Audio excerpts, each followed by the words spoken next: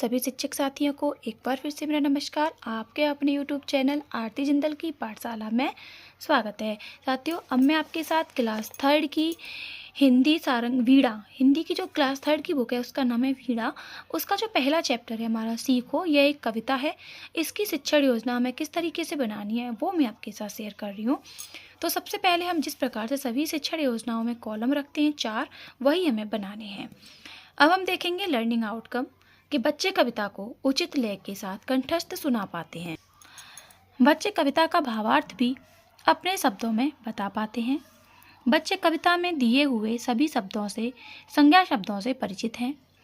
इस कविता के माध्यम से बच्चे अच्छी आदतों के बारे में सीखेंगे। प्रकरण है सीखो।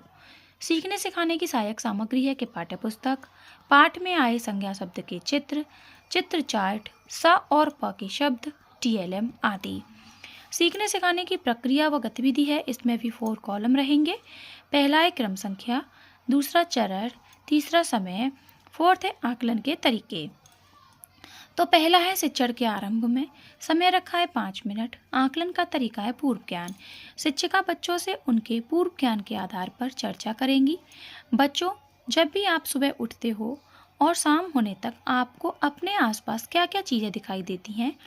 बच्चों का जवाब जानने के बाद, बच्चों क्या तुम्हें पता है यह सभी वस्तुएं हमें कुछ ना कुछ सीख देती हैं, जीवन में अच्छा बनने की नहीं। चलो आज हम सीखो कविता को पढ़ेंगे। शिक्षण के दौरान समय रखा है 25 मिनट। आकलन का तरीका है सहभागिता। शिक्षिका बच्चों को सीखो नामक कविता को उचित लय, हाव भाव तथा उतार चढ़ाव के साथ बच्चों को सुनाएंगी। साथ ही बच्चों से भी बोलने को कहेंगी।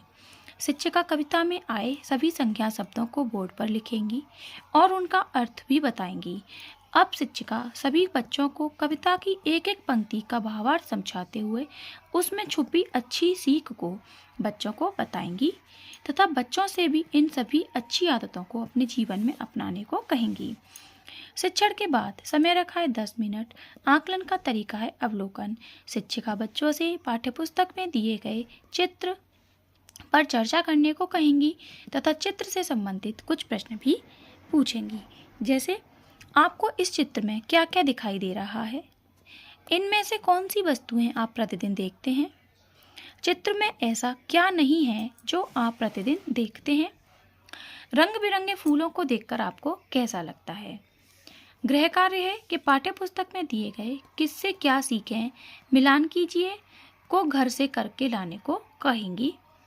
स और प वर्ड से शब्द लिखकर लाने को कहेंगी। शिक्षक की आगामी योजना है कि सभी बच्चों को बारी बारी से कविता को सुनेंगी तथा अभ्यास कार्य को हल करने में बच्चों की सहायता करेंगी। अब ये कविता है कि फूलों से नित हंसना सीखो, भौरों से नित गाना, तरु की झुकी डालियों से नित सीखो शीश झुकाना, सीख हवा के झोंकों से लो कोमल भाव आना, दूध तथा पानी से सीखो मिलना और मिलाना, सूरज की किरणों से सीखो जगना और जगाना, लता और पेड़ों से सीखो सबको गले लगाना, दीपक से सीखो जितना हो सके अंधेरा हरना, पृथ्वी से सीखो प्राणी की सच्ची सेवा करना, जलधारा से सीखो आगे जीवन पथ में बढ़ना, और धुएं से सीखो हरदम ऊंचे पर ही चढ़ना। तो ये है हमारी आज की शिक्षण योजना। आई होप आपको वीडियो पसंद आई होगी।